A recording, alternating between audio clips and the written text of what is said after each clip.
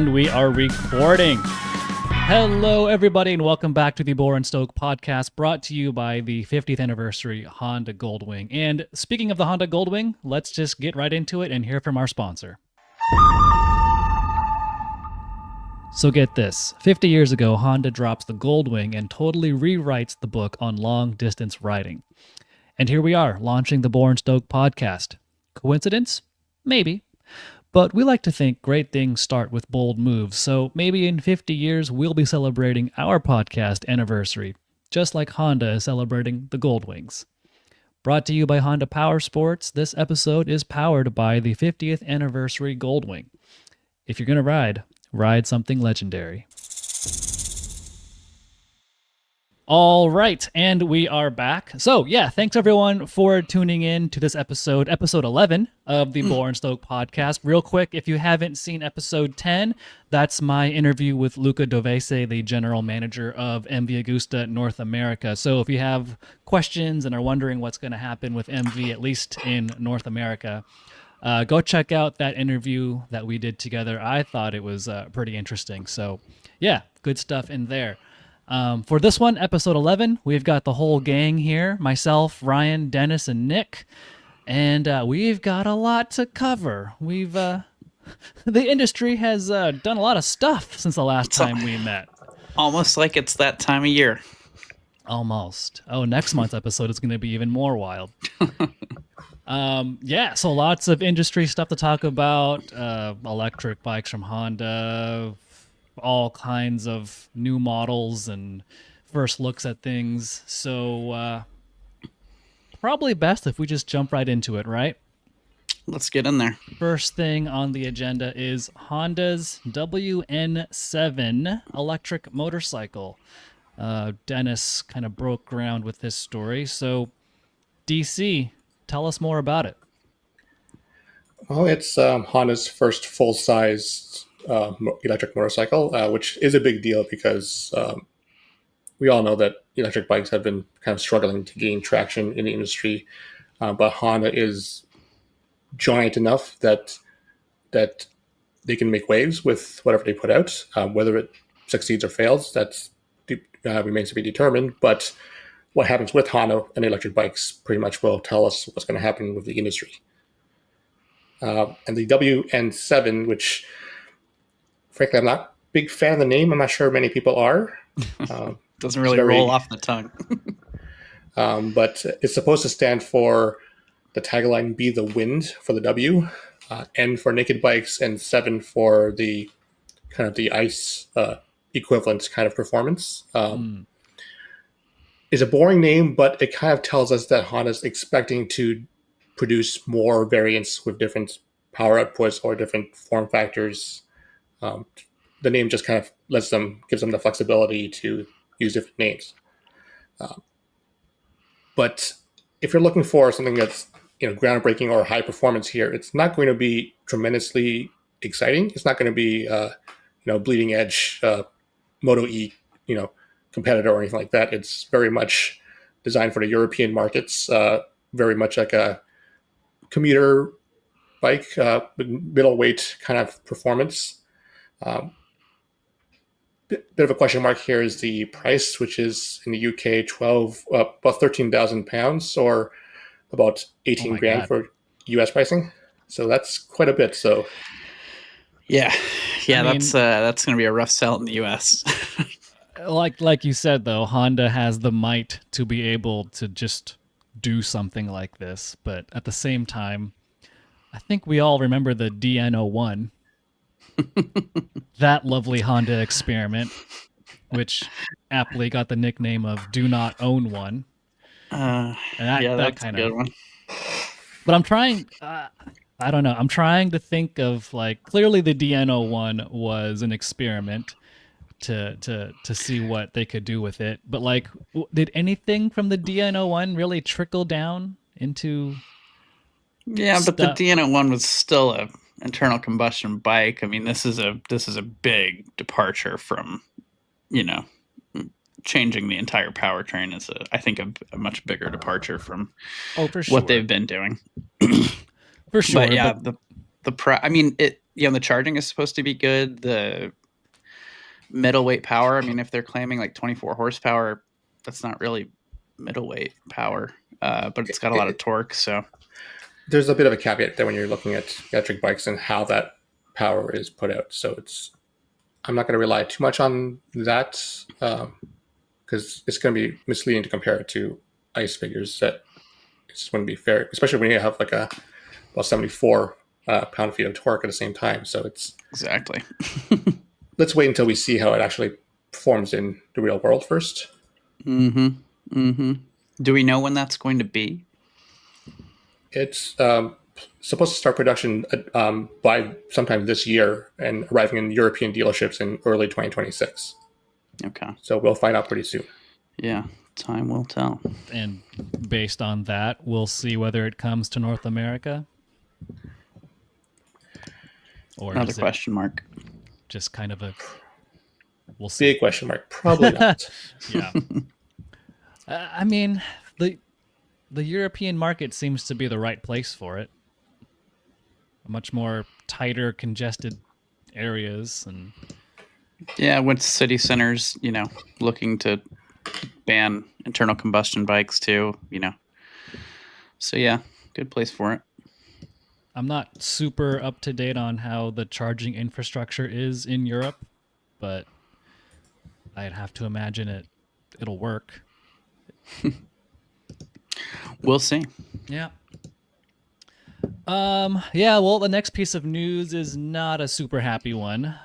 John Penton, at the ripe age of 100 years old, has sadly... he just had his 100th birthday, too. he hung on long enough to celebrate triple digits and was like, I'm good. I'm out. Did it. Yeah, he has passed away, but he is a legend to some in this industry, especially if you're a fan of off-road motorcycling and motorcycles. Ryan, care to explain why? Yeah, well, I mean, I think arguably you could kind of blame John Penton for KTM's off-road success. So that's a pretty big thing, Penton made his own motorcycles that he worked with KTM to make these super lightweight off-road bikes for racing, and had a ton of success with that. Then worked really closely with KTM, after that success. And so, yeah, I mean, you could attribute some of that success that KTM has to what John Penton was able to help bring, and did other stuff, had dealerships, built the brand High Point boots with Alpine Stars, so Italian-made boots to sell over here in the U.S. But yeah, made a big, some big foundational changes in the motorcycle industry that we can still see to this day. So glad he made it to triple digits. Sorry to see him pass, though. I mean, it's pretty amazing, right? Like, his influence and impact on the industry lasted. I mean, he was a part of this industry pretty much until the end, basically. Yeah, so. I mean, the impact that he's had will, has fundamentally changed things. So, right, pretty awesome, pretty good legacy. Yeah. R.I.P. Condolences to his friends and family, but man, what a life! For sure. All right, let's move past some of the sad news and get into something a little bit more quirky here. Interesting, yeah. The Pope Leo mobile. I wish it was more of that, and that this was going to be his vehicle to be driving, through parades and whatnot, but it's not quite the same thing. I just really wanted to say that on the podcast. Dennis, could you fill us in with what is this BMW that Pope Leo has access to? Yeah, it is a R18 Transcontinental that's been outfitted by BMW Germany and a German dealership. They gave it a very pearl white paint scheme and with lots of Vatican symbols all over it. It's going to be auctioned off to raise money for helping children in Madagascar.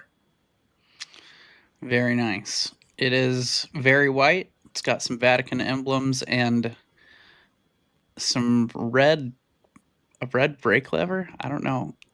That's interesting. But yeah, that's our hometown boy, Pope Leo, from Chicago. That's your hometown boy specifically. Hey, I mean, USA, come on. Yeah, you're from Chicago. But it is a shame they Illinois. missed the White Sox opportunity to really honor Poplio. Because he is a big fan. Surprisingly, he's not a fan of the Cubs, or if you know anything about baseball. Well, I guess that's not surprising, but You're one or the other, right? Sports ball. Sports ball. All right. Well, yeah. Speaking of, well, I was going to say speaking of quirky, but maybe not so much. The last episode we talked about Yamaha was going to debut the new V4 MotoGP bike, but as of that taping, they hadn't actually ridden it yet. Race hadn't happened. Raced it, yeah, exactly. They have, as of this taping, they've raced it and then followed by a test with all of the factory riders. And, I mean, this is pretty significant news in so much as Yamaha is the last to move away from the inline four and is now slowly adapting to the V4 engine configuration, at least as far as MotoGP is concerned. The interesting thing about the bike and the subsequent test is the star rider, Fabio Quartararo, was not so thrilled about it. He complained about the same things the inline four bike was doing. Basically, it didn't have enough power and it still lacked traction. It wasn't the big jump he was hoping for, whereas all the other riders from Yamaha were more positive about the bike. Now I guess Yamaha's kind of doing a crisis management internally to try and massage that message. Yeah, I mean, not surprising. I think Fabio's been a little frustrated with the program for a little while now, and has made it vocal to the press and Yamaha.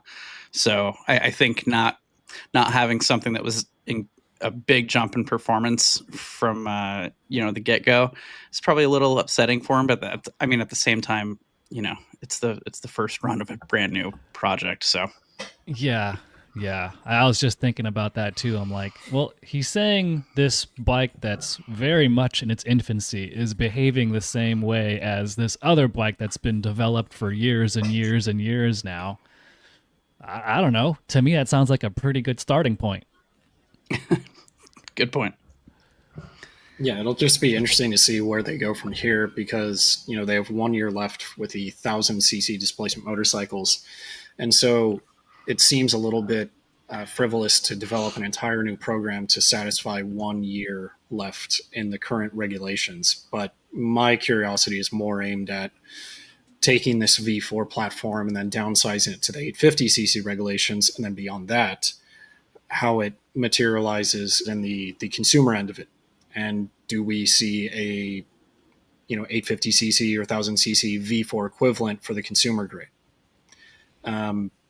If that's something that comes to fruition, that would be very, very, very cool because it is one of those things that fans have been sort of asking for, despite the fact that the current Yamaha 1000cc inline four, the CB4 or cross-plane crank engine, has some of those characteristics and makes super cool noises. So that's why I'm a big fan of it. But a V4 would be something quite interesting. And, the Japanese do have a long history of doing that. Not so much recent history, but yes. Yeah. For sure. Can't help but think about the possibility of a street bike that would trickle down from this V4 in a few years' time. It would take some time, obviously. I'm not going to hold my breath, but I'm hopeful. Yeah. But personally, what I'm hoping for is TW200 with the V4 slammed into it. I love that. Ride that thing off road. I like where your head's at. But one quick point to make. I mean, I think it was maybe Matt Oxley or one of the GP journalists who follow the circus more closely was saying how Fabio's frustration was because he wants to win, but he wants to win right now, which is where his frustration comes from the bike. Whereas all the other riders understand this will take some time to develop and develop into a potentially race-winning bike. And Fabio is arguably in the prime of his, riding powers. And being a former world champion, he's just of that mindset of like, I know I can beat these guys and I want to do it right now. I don't want to wait anymore. And yeah, it's what it is. Yamaha has to understand, but yeah, for sure. And Yamaha has to like temper down those expectations and be like, look, buddy, we want to win too, but like this takes time. They're also paying him a whole lot of money, so right. to keep him kind of in the program. So, things for Fabio to decide on. Yeah, for sure. And staying within the GP umbrella circus, if you will, that was announced pretty quietly that MotoE is going to go on hiatus, and that's an interesting word to use, which means there's a possibility it could come back. So starting in 2026, MotoE is going to go on pause, but there's been nothing about MotoE being canceled, so there's that. Possibly more interesting, or at least equally as interesting, is Ducati, at least in their press release, says they're going to continue research and development of electric powertrains, more specifically with one of their partners who's developing a solid-state battery. They put a prototype in the existing MotoE machine. So, yeah, interesting times as far as electric propulsion, at least at the highest levels of GP, is concerned. Well, and stepping back a little bit, it makes sense to mention Ducati here because Ducati was fielding the entire MotoE paddock. So they were obviously getting a bunch of research and development done there, and so I think they wanted to make the announcement themselves that while yes, MotoE is going on hiatus, we are not stopping development in our battery program and whatnot. So yeah, good to see that. Yeah, but the question there is how much of that is Ducati and how much of it is coming from the overlords at Audi and Volkswagen. Absolutely. Yeah, exactly. Yeah. I'm not too up to date on the Audi Volkswagen car side of things, but it seems like, generally speaking, on the automotive side, electric vehicle production and development is kind of taking a pause or taking a back seat.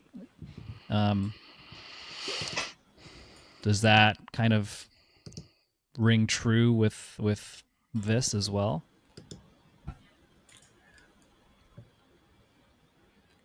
Maybe. What do you think, Dennis? I don't know. I mean, don't forget too, like Volkswagen still, took a big hit a few years ago with the whole Dieselgate thing. So their approach to fueling and alternative fuels is very much something that they want to protect as far as their overall brand. Right. So I think as an overall corporation, they're keen on it, which is why I think they're saying that Ducati is still going to be looking into it.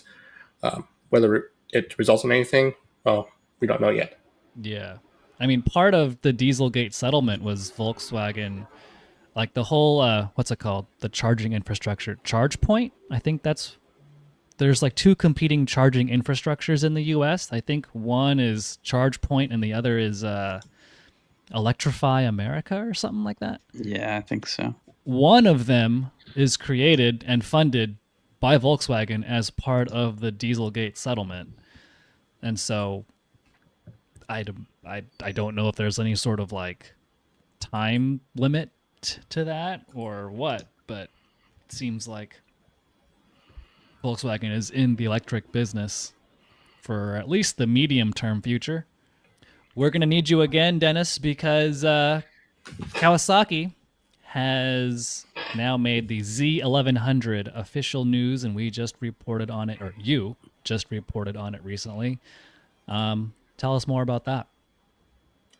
Yeah, it's a return to a non-supercharged liter-ish size Street Fighter from Kawasaki. We know that they had the the 900 currently, and they had the Z1000 last year, about 2016, I think. So it's been about a decade since it was last offered in the US. The new model is, if you followed the Ninja and the Versus stories, they didn't really change much about the overall bike itself beyond the engine. It's a 1099cc inline four, just like the Ninja. I think it's or very similar output to the Ninja as well. But the overall look of it, the only thing that really changed is a kind of undercowl design with gill-shaped cuts. Yeah. And of course, it's got technology has kind of evolved a lot since 2016. So it's got more recent electronics and a 5-inch TFT. I would almost call that a nothing burger. I mean, I did always like that bike quite a bit, though. Having ridden it in the previous iterations, so I think it'd be nice to have that bad boy back. Yeah, nothing wrong with the bike, but and since we've sampled the 1100, that's been a really nice, solid mid-range with that engine, nice amount of torque. So it's just kind of a good all-around engine. So why not put it in a naked bike? For sure. That engine is a peach. Absolutely. Speaking of peaches, the Honda CB500 Super 4 and CBR 500 R4. These are spicy. Debuted in China recently. In China, at a EICMA Motor show in China, but it's not a Chinese specific or market specific model. It will be going international at some point. We have the naked, like a retro styled naked CB500 Super 4. It looks a lot like the CB1000 concept that they had earlier this year. So it's a very similar look, similar color scheme, retro vibe, but with modern touches. But the sport bike is very much a modern CBR kind of styling. And then they're also doing the latest iteration of the e-clutch on both of these, right?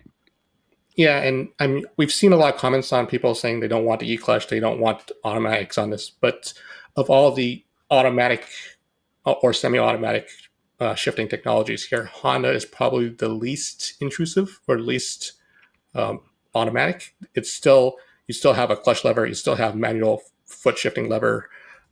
You can override the electric shifting electric clutch anytime you want. You have full control over the clutch, and they like it because it's a very much a plug and play kind of unit. Is that just a motor that attaches to the outside of a bike's engine, and you can use it in any or most engines that they have in their lineup. Yeah, it's. I mean, Troy and I have both ridden. I'm not sure that Nick has, but Troy attended the press introduction for the 650s when the e-clutch was first introduced here in the States, and Nick was there too. Oh, okay. Well, there we go. Yeah. So we've all sampled that, and I think you guys got to do the press presentation, understand how it works. I just had a chance to jump on one without knowing anything about how it worked, and it was confusing, and I didn't like it at all. But I guess there's a time and a place for everything. I think it's more of the not having the option of just a regular transmission. That people want to complain about. Yeah. Agreed. Well, that might be a little premature to worry about because we don't know if it will be offered only with e-clutch in all markets it will be available in, or in some markets it might be optional or not. Because it's plug and play, they can pretty much do whatever they want. Yeah, and I think we're just in the infancy of seeing these things, so there's probably quite a bit that could change by the time if we see them at all on the North American shores. But yeah, time will tell, I guess. Could it possibly be a reaction or a counterpoint to the Kawasaki 400 ZX4RR? Oh, very much so. which then gets me into why. It's not like Kawasaki's selling a ton of those. No, I mean that's an enthusiast grade model right there, and Kawasaki is almost admitted as such for the North American market specifically. The major issue is the fact that it's just for the U.S. market specifically, it's a niche product. So when you're talking about inline 4, 500, 400cc motorcycles, they harken back to that stuff that we didn't get in the 80s and early 90s and things like that, but it was very prevalent in other markets, mainly because of licensing structures and insurance structures. In the States, we want more pow, baby. No place. Exactly. Point is, you also have Dennis. You also have to remember too that Honda had an inline 400 in their Japanese lineup very recently. Over the last couple of years, it was dropped. This is the replacement for that. So for the Japanese market, this has been around for decades. Right. This is just the newest iteration of it. Yeah. And these are critical models for the world market, and like Dennis just pointed out, some of those 4-cylinder low displacement motorcycles that we've always sort of lusted after in North America were available and are available in Japan primarily, whereas European markets were also privileged enough to get those. It's a bit of an American phenomenon where we look at this stuff as exotic because it's not commonplace for us. For sure. That said, if and when we do get the CB500 Super 4, our old pal Tom Roderick has what, a 1975 CB400, something around there, something like that. So that'd be fun to take his bike and ride it around. Do a little back-to-back comparison. Yeah, why not? Yeah, no, that's I mean, I'm cautiously optimistic about those two models. So very cool. Moving on to some off-roady stuff. Triumph is going all over the alphabet here with its new TF450 and 250s, X and C's and C's and X's and E's and what's going on here, Ryan? I wish I could tell you, man. No, I think Triumph's off-road bikes have been pretty impressive since they launched. There's some cool technology there. I mean, for people that aren't into motocross, it's a dirt bike's a dirt bike. They don't look very different. But once you get into a closer look at this thing and what all they've packed into making it a really a purpose-built race bike from the beginning, I think is pretty admirable. And they also just opened a new enduro cross course, huge course that they added to their motocross facility for R&D in Georgia here in the States. But yeah, they're basically just building out their line, and everything's pretty heavily based off of the X model, which is their motocrosser. But now we have a C and an E, which are cross country and enduro bikes. So, really based on that first motocross platform, but yeah, just getting a little confusing with the letters here, because I think there's a lot of Japanese manufacturers who use X as their cross country, and yeah, so a little confusing, but I think the market can wrap their heads around it. But some cool stuff, and Triumph's just continuing to show their investment and how serious they are with their off-road program. So that's cool. Yeah, I'm curious to see how these things sell in due time. Yeah, I've seen a few sitting at dealerships. I don't know how long they've been sitting, but yeah. Yep, time will tell. Part of it too is just getting the word out there to people that hey, guess what? Triumph sells a dirt bike. Check it out. Yeah, they should give us a couple. Gotta get this out on Motorcycle.com. Wink, wink. Yeah, and not for review too. I mean, literally just give them. Just give them. Yeah, each Christmas of us. Dennis will get one to do wheelies around Toronto with. Yeah, I mean the reality is most manufacturers actually should just give us things. I mean, the wives, houses, whatever. Just whatever. Sky's the limit. More money than they already pay us to say these nice things. As the readers know, we are paid directly from the manufacturer. The second the story goes live, that check is automatically deposited. Boom. Usually through Zelle, so we can try to not get it on taxes. A lot of tax fraud here at Motorcycle.com. All right. Well, then moving on to the Livewire S4 Honcho. Dennis, tell us all about the Honcho. The Honcho. Well, it's. We joked about the Honda electric WN7's name. The Honcho doesn't really. Which one do you prefer?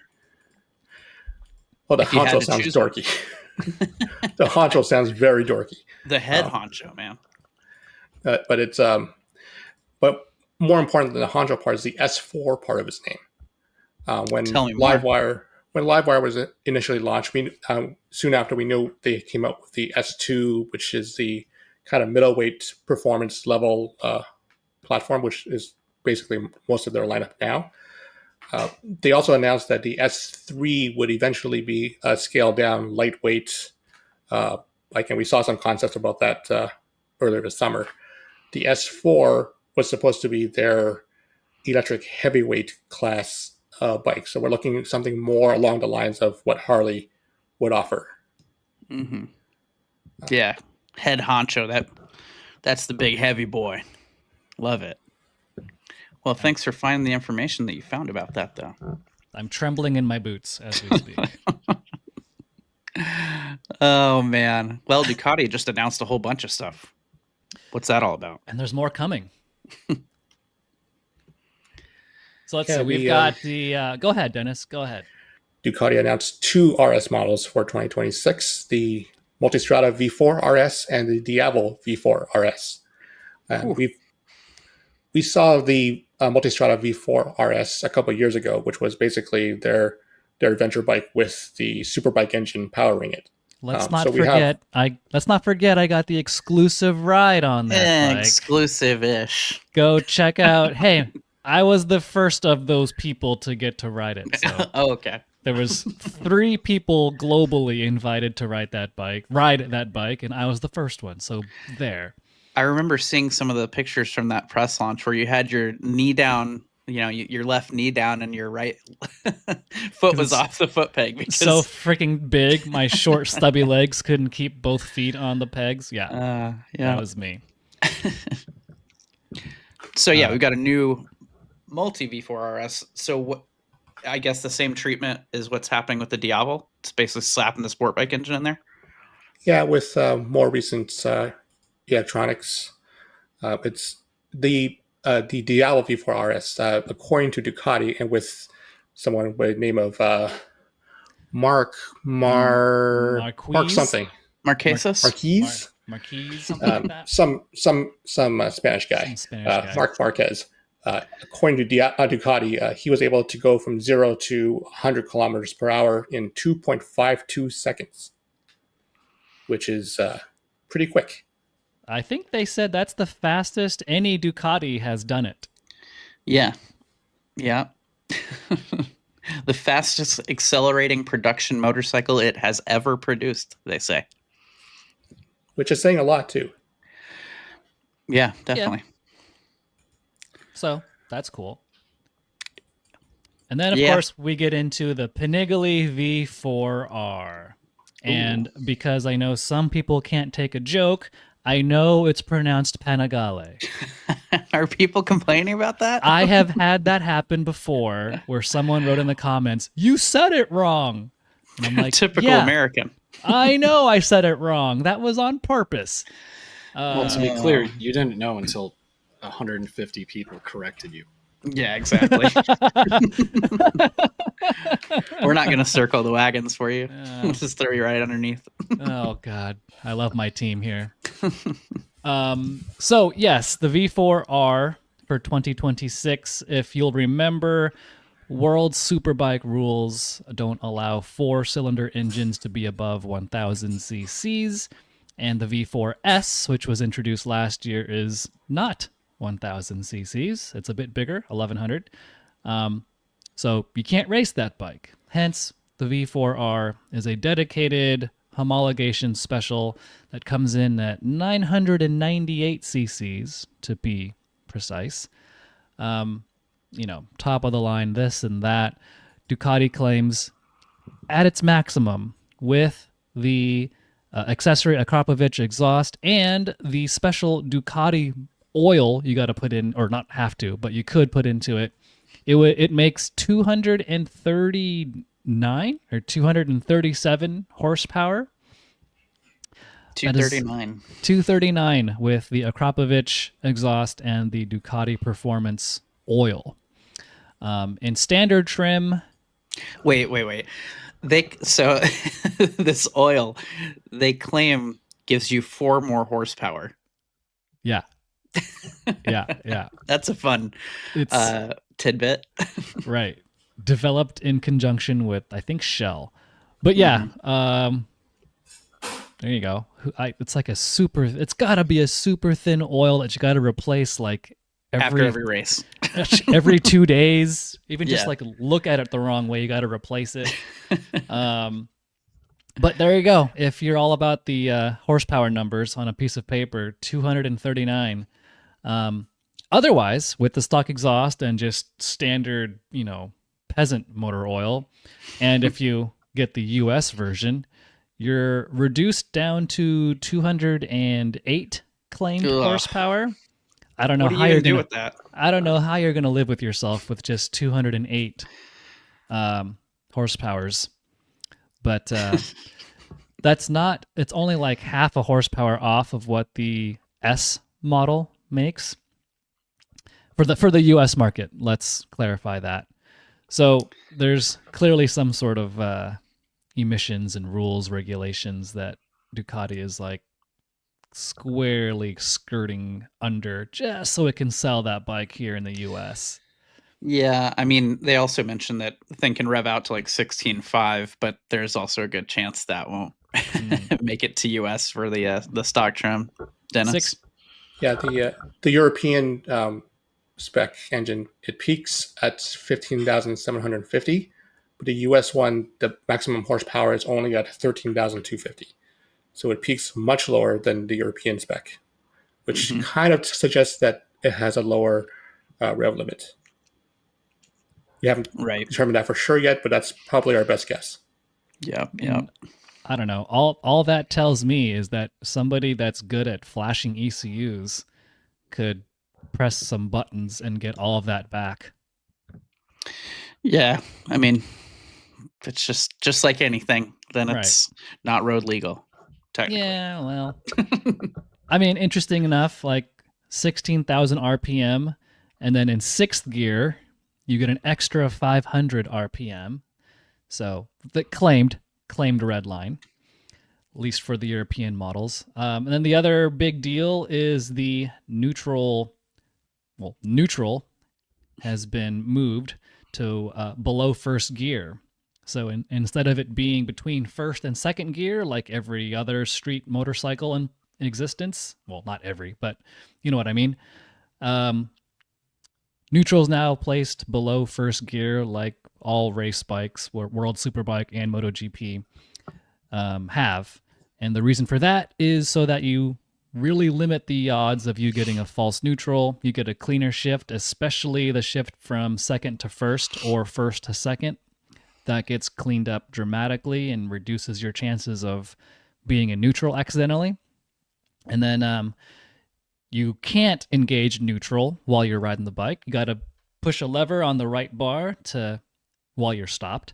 Push a lever to then unlock or disengage the lockout feature so that you can then put the bike in neutral. So it's a really cool race feature that's been around for a while. First time in a production bike. Kind of curious why it hasn't been adopted sooner, but there you go. Well, but don't forget to mention these new side pod lower aero features. I was saving that for you. I was saving that for you, bud. Oh, yeah. We got to have more downforce, even though it's the same horsepower. It's not just... Bike, but... but let's clarify. Those side pods... Therefore, downforce when the bike is leaned over. That's right.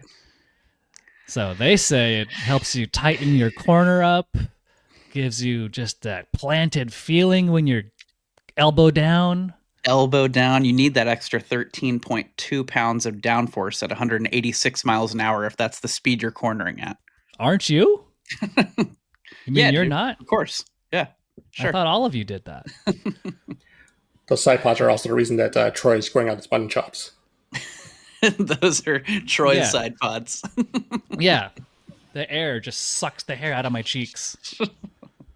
Yeah, personally, I'm just really excited that Panigale Superbikes are finally considering luggage options because you can actually stuff just a lot of Parmesan inside. Get those like a side pods. panini in there. Yeah. You know, just water Keeps it bottles, nice and warm. sunscreen, whatever. Yeah, it'll it's like cooking an egg on an old header or something, you know. 'Cause people do that. Yeah. Warm up your panini in that thing. I love Well, it. yeah, that's good. I mean, definitely going to be a spicy meatball for sure, but cool stuff. I also learned, unfortunately, that there's not going to be a press intro for that bike. Oh, that's too bad. So that makes me muy sad. Oh, Anyway. man. I mean, before we jump into our next little tidbit from our sponsor, we should talk about another thing that we had sponsored that we're very happy about. That Troy is now an expert adventure and off-road rider. I don't know what you're talking about. We just launched our Yamaha New Riders Hub series. That's kind of a second part to build out on something we already have on the site for, very new riders, designed for people that really know, nothing about motorcycling and want to get into it. It's a great just hub for information.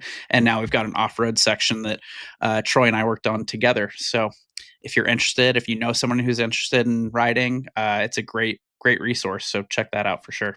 Yeah, it's a 4-part series. So if you're looking for number 5, don't. Just Maybe so next year. But yeah, really good information for riders who want to get into dirt riding and know, basically, like Ryan said, nothing about the sport. So check that out. And also, while we're at it, now's a good time to check out this word from our sponsor. Okay, quick break because we've got to talk about the Honda Goldwing. 5 decades in, and it's still the bike for taking on those bucket list rides in total comfort. Smooth power from that iconic flat 6 engine, plus all the storage, wind protection, and tech you could want. Whether you're crossing the country or just heading out for a long weekend, the Goldwing makes every mile count. Check out the 50th anniversary edition now at powersports.honda.com. Alrighty, y'all, welcome back.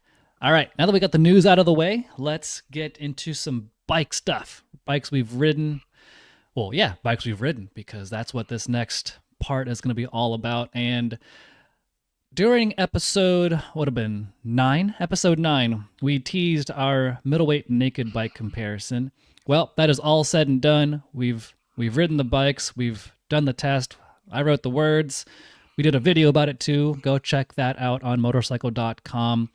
To recap, it was the MT-07 Yamaha, the Suzuki GSX-8S, and the Honda CB750 Hornet. It was not a consensus as far as the winner goes, though, right, boys? Yeah, as far as Nick and I are concerned, there was a consensus. I mean, there was a consensus in the scorecard and everything that was objectively measurable, so I don't really know what you're talking about. Yeah, what are you referring to?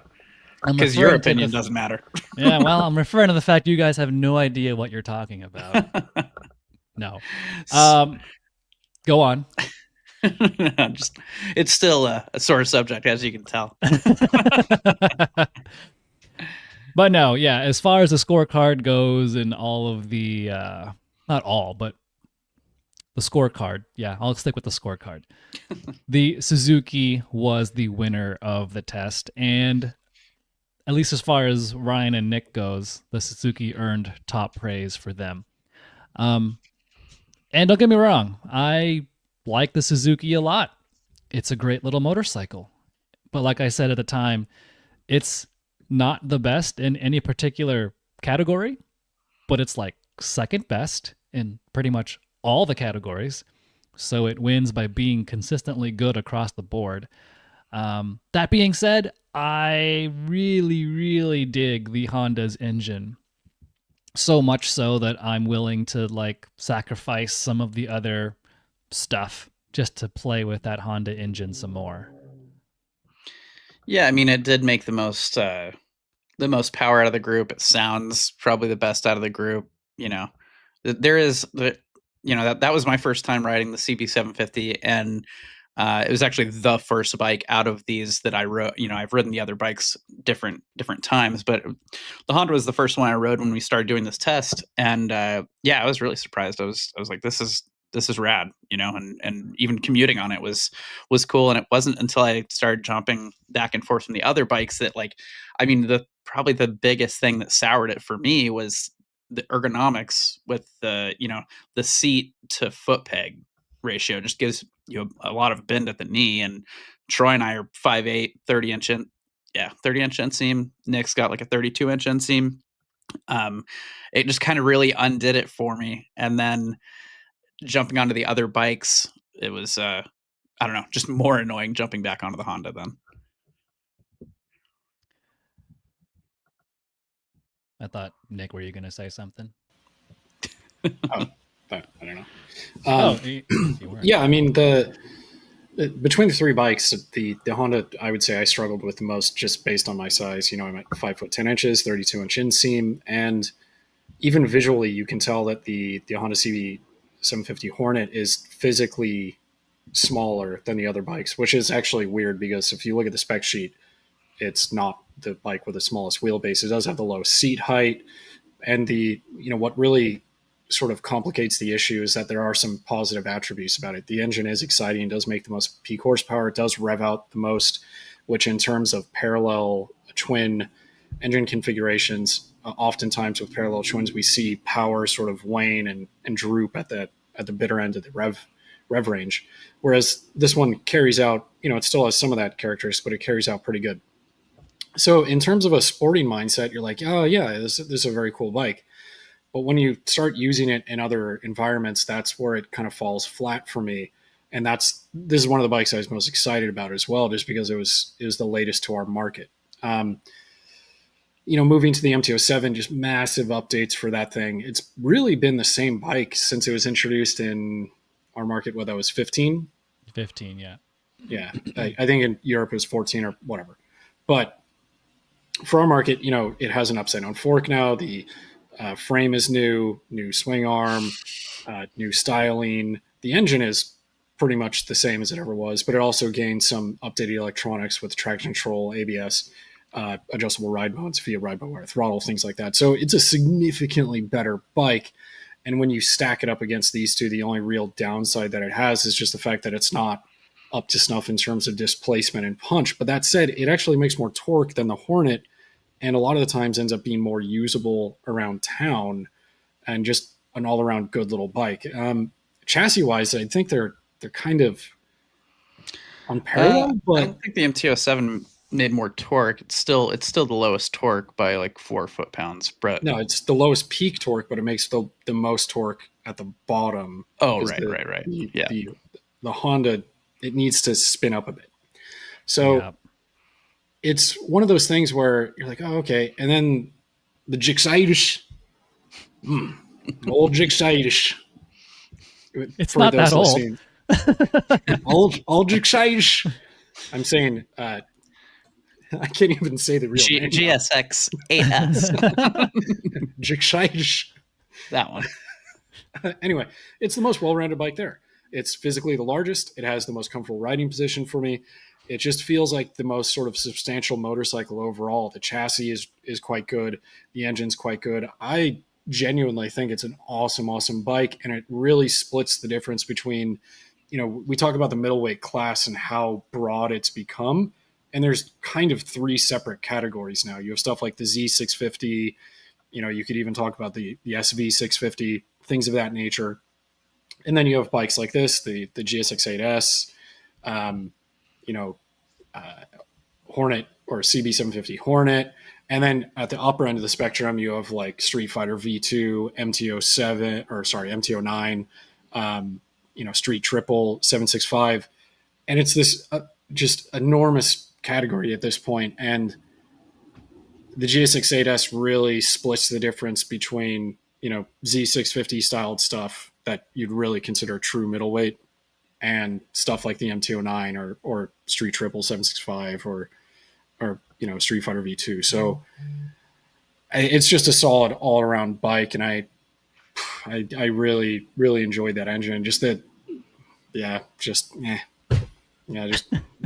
darn good motorcycle. So let me throw a wrench in that whole equation. There is, I just swapped out the GSX-8S for the GSX-8 TT the other day. Basically the same motorcycle, at least internally and mechanically, it's the same motorcycle. The TT has the classic like GS1000 inspired little bikini fairing and the little belly pan and the handlebar mirrors and a little bit lower foot pegs compared to the 8S. And I've ridden it a little bit now.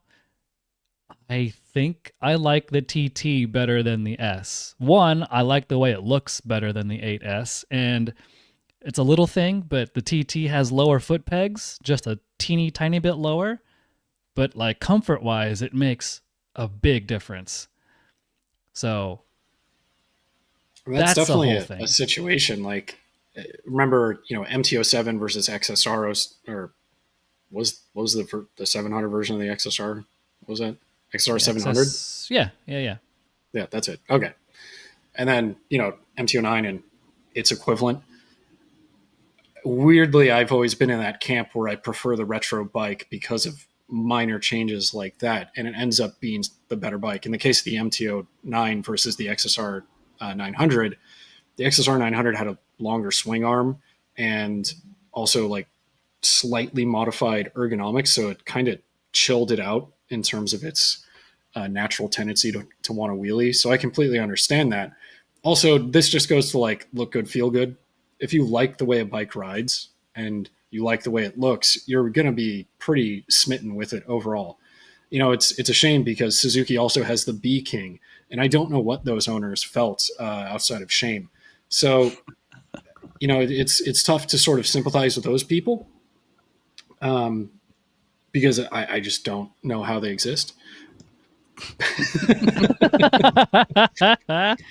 But the TT is a great looking bike, and that's one of those things where you sort of iterate on a good idea, and sometimes those little tweaks end up being more beneficial. But the major problem with the T and the TT is its price. It is like over $11,000, something like that. Yeah, and you can get a lot of bike for 11 Gs. Yeah, it's a lot of money. I mean, it's kind of the same thing that they did when they released the Katana off of the 1000 platform too. They, really bumped the price up on that. And, I always thought it was a cool bike. Like, I really thought that was neat. And I do think the TT looks pretty cool with the retro vibe. But yeah, if you just price it out of, being realistic, we'll see what happens. Yeah. It's the same thing. Cool bike and all. For that price, there's heavy competition. Right. But one could also say the GSX-8 platform probably makes the SV650 pretty much obsolete. And yet Suzuki's still going to be selling that bike until the end of time. Not Europe. I mean, it's been dropped in Europe. Oh, well, just recently. Suzuki has a thing for keeping bikes in the States forever. Yeah, not just Suzuki, but all Japanese manufacturers. See, because of emissions compliance in other nations, what Japanese subsidiaries do in North America is just make our market the dumping ground for surplus stock. You'll see this with Honda, Suzuki, and Yamaha specifically, which is why we get all of the super bikes that Europe does not get anymore. Sans Honda, I mean, they still get the CBR 1000, but we still get the 2017 to 2020 CBR. Remember that one, Troy? That thing. Don't forget don't forget the Honda Fury. Hey, hold on. No, there's a ever legacy forget there. about that. Don't ever speak ill of the Honda Fury. That's right. Don't you How dare dare. you? The Honda bike Fury that will keeps live in food on the infamy. table. It's going to be the next sponsor of the podcast. Ooh, I'd like that. I had a thought and I forgot it. So let's move on. Yeah. Well, to find out more about how that all panned out, check out the video or the article over on Motorcycle.com. But didn't you ride some classic Harley-Davidsons recently, Nick? Yes, Classic ones. classic going back to the year of our Lord 2021. That was when the Harley-Davidson Pan America 1250 platform was revealed. Back then there were two Pan Americas, the base model and then of course the special. But really what we should talk about, because everyone knows about the Pan America as an adventure bike, is the derivative model, which I'm most interested, which is the Harley-Davidson Pan America 1250 ST, standing for Sport Touring. Big changes there, right? Massive. And by massive, I mean it's what you'd imagine it to be. It's much in the vein of BMW S1000XR, Multistrada Pikes Peak, where they're basically taking their adventure platform and making it just a straight up road bike. And that really just speaks to adding 17-inch wheels, lowering the suspension a bit, and getting rid of all sort of off-road oriented things. Great. There's plenty of precedence to taking a successful adventure platform and making it road only. So as a motorcycle, like how does it behave between a special and an ST? Going into this, I sort of assumed it would have similar characteristics to the adventure platform. It might handle in a neutral way, might have some, we'll say, just sort of neutral handling. It won't really blow your hair back in that regard. The thing that really struck me riding those bikes back to back sort of illustrates what wheel size difference will do to a motorcycle. When you're riding the adventure bike, especially with the knobbies that we had on it, we're using Michelin Wild Hanekes, which is a pretty chunky tire. It slows the handling quite a bit. And when you're talking about wheels with a larger diameter, that can do the same thing. Now you jump on the ST and it's genuinely a very sporty motorcycle in terms of just how it flips to its side, the amount of grip that you're able to achieve, the front end feel, things of that nature. The other thing that they've really done here, and that's incredibly smart, is focus on achieving a very low and approachable seat height. So the seat height, let me just double check the spec sheet real quick, if I can read numbers still, which apparently I can't. Okay. Yes. With adaptive ride height activated, the seat measures 29.4 inches. Now you combine that with a relatively slim V-twin engine packaging, and you get a motorcycle that, although in photos, if you were to go to Motorcycle.com and read the 2025 Harley-Davidson Pan America 1250 ST review in full, you'll see that it looks like a sizable bike, looks like an ADV bike. Cool. Okay. It's highly approachable, which is something that a lot of these ADV-inspired motorcycles struggle with in terms of their seat height, because they're huge. Like the S1000XR is unnecessarily tall. Also, the seat is like terrible. But that thing aside, also it has one of the worst fuel maps in North America. Wait a minute. Which bike? S1000XR. That's why you got to get the M1000XR. It's true. Yeah, well, even America. The seat is excellent. Oh, okay. So just the fuel map. But it's one of those things where you're like, wow, this is really, really suitable for riders that are shorter. And that's something that a lot of shorter stature riders struggle with, is getting on the bigger adventure or adventure inspired motorcycles. So that's definitely really cool. Overall, just a very, very solid bike. And that's before we even talk about stuff like the engine.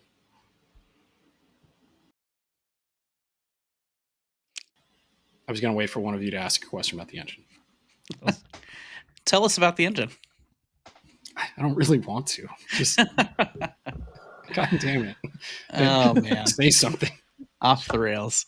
Well, I mean, no, it is really cool. The Pan America, I mean, with the adaptive ride height and the 2-position adjustable seat, you can really get that seat height low. And again, that is a barrier to of entry for a lot of people looking at these bikes. But in addition to that, I think Harley did a really good job with the RevMax engine, kind of out of the gate. But I know there were some things that Harley hasn't updated as much that you kind of found some issues with. Yeah, the last time you rode the Pan America platform, that would have been 2022-ish. And realistically, well, actually, we just rode one in Canada, but keep an eye out for that story. Yeah, but that's CVO. No one cares about that.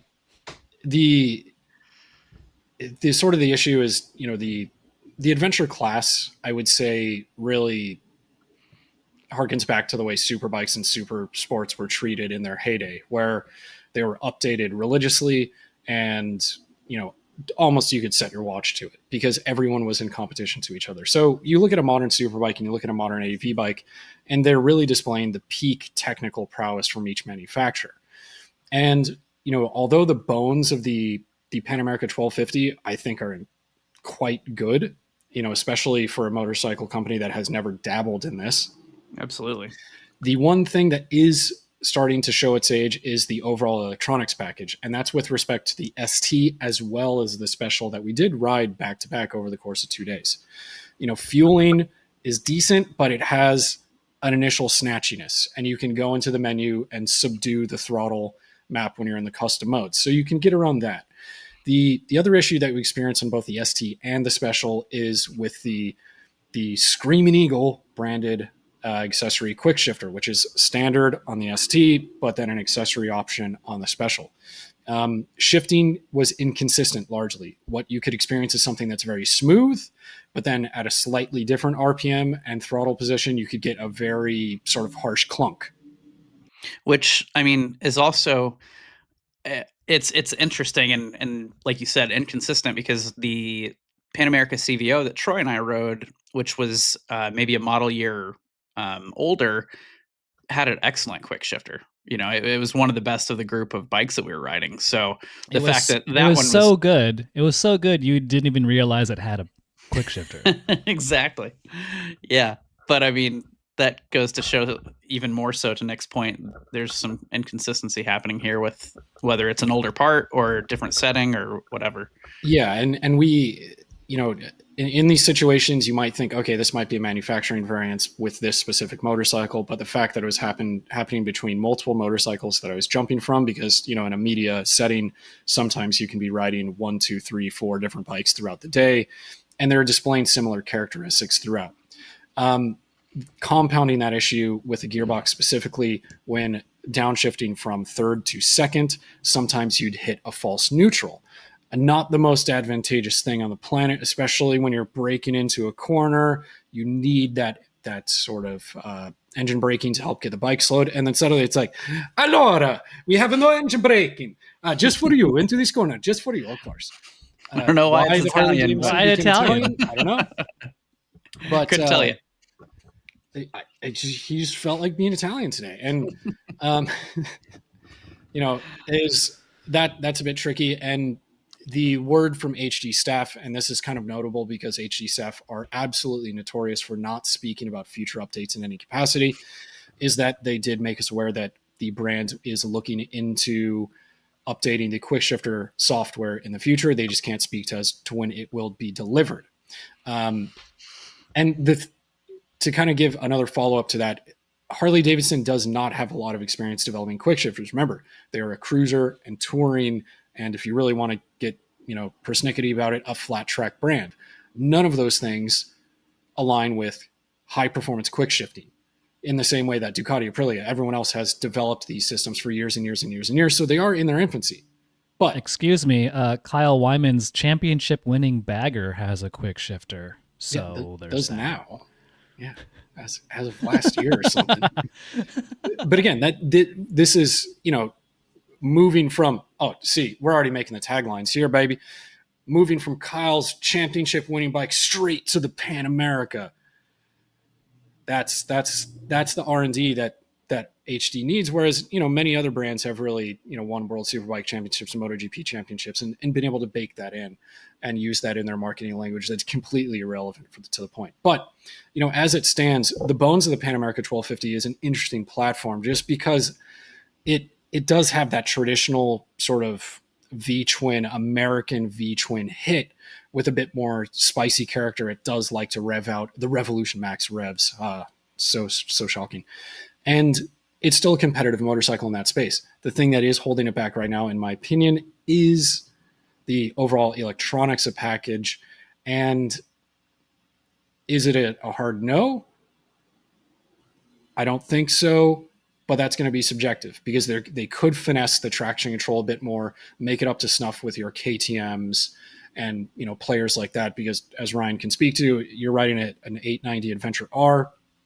You put the KTM in probably a level 2 or 3 TC setting, you just whack that baby wide open and you're Chris Birch all day.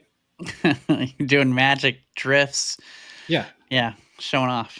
Yeah, you can't really do that with the Pan Am's current package. It's pretty safety oriented, and then the only other option for a more advanced rider is to eliminate TC completely, which then leaves 120 some odd power to the rear wheel at your disposal. And on a 569 pound bike, the weight is going to nerf that a little bit. The issue is it's still a lot to deal with. Okay. It is tractable. There are some advantages to this, but it's like, dude, not for nothing. When you're on a gravel road, marbly, I should say, it's deceptively low grip and it can get away with you or get away from you, we'll say.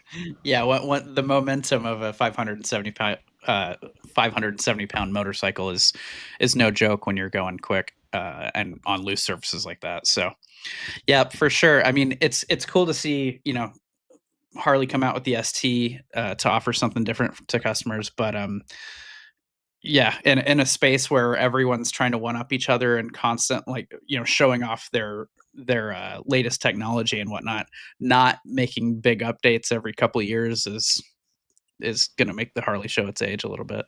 Yeah, and credit where credit's due.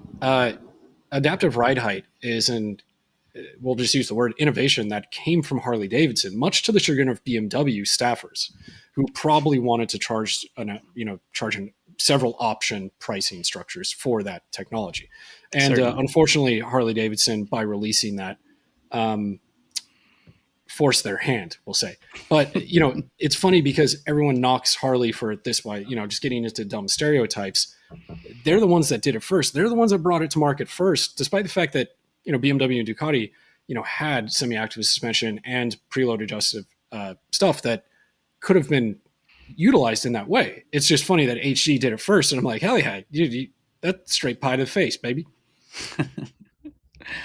Well, I mean, yeah, I would definitely say go check out those reviews that Nick put his blood, sweat, and tears into. But I mean, we're getting close to wrapping it up, I think. But Troy, we got something spicy lined up for the next show? I thought we were just getting started. No, that was just the primer, the appetizer. That's the intro. Show. Yeah, we're doing like a marathon session, right? 24 hours of podcasting. No, come on. Yeah, so episode 12, as you hopefully know by now, the even-numbered episodes are one of us, so far me, interviewing somebody, while the odd-numbered episodes are the four of us chatting about news and reviews. Episode 12 coming up, I've got a fun guest. She is pretty popular on the socials and is a motorcyclist and is more than just a motorcyclist. She's very, very smart as well. She's gonna make you look like an idiot. Well, that's not very hard to do. Most women do. Being around you numbnuts makes me feel pretty special. And you're a special boy. Thanks, bud. So yeah, stay tuned for episode 12. It's going to be a fun one and an interesting one. I'm sure of that. But yeah, I think that wraps it up for us on this episode 11 of the Bore and Stoke podcast. As always, we want to thank you guys for listening to us or viewing us, whether you're on YouTube, Spotify, Apple Music, whatever the case may be. And like we usually do at the end of these episodes, whichever platform you're on, especially Spotify and Apple Music, leave us a rating, hopefully a good one. If you're on YouTube, leave us a comment and tell us what you think. And yeah, those things really do help us out. So please do that. I think that's it from all of us, right? Any last words from anybody? No, I think both myself and Nick have quite a bit of travel coming up. So we're going to have some cool stuff coming out on Motorcycle.com. So I'm sure you'll hear all about it in episode 13. But yeah, so a lot of stuff to look forward to. Very cool. Very cool. All right, y'all. Thanks as always for watching or listening. Ride safe, and we'll see you next time. Bye. Ciao, ciao. That's it for this episode of Bore and Stoke, brought to you by Honda Powersports and the 50th anniversary Goldwing. Can you believe it? That's 5 decades of chasing horizons, collecting stories, and setting the bar for comfort and performance. So whether you're thinking about big miles or just big weekends, if you're going to ride something legendary. Discover the 50th anniversary Goldwing today at powersports.honda.com.